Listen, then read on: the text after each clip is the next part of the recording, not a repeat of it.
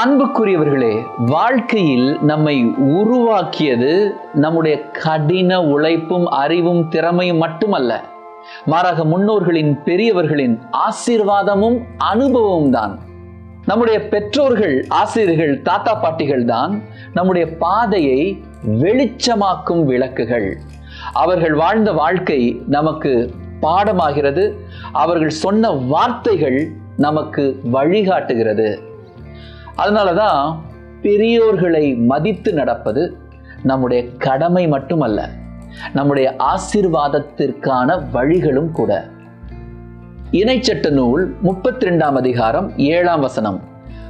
பண்டைய நாட்களை நினைத்து பார், பல தலைமுறையின் ஆண்டுகளை கவனித்து பார்.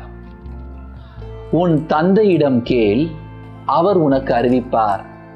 பெரியோரிடம் கேள், அவர்கள் உனக்கு சொல்வர். எங்கள் அன்பு ஆண்டவரே, கடந்து வந்த பாதையை நாங்கள் நினைத்து பார்த்து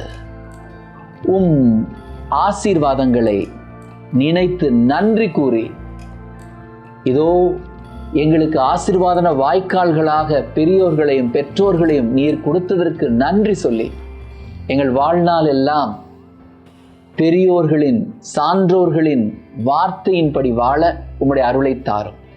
எல்லாம் வல்ல இறைவன், தந்தை, மகன், தூய ஆவியார் உங்களை நிறைவாக ஆசீர்வதிப்பாராக.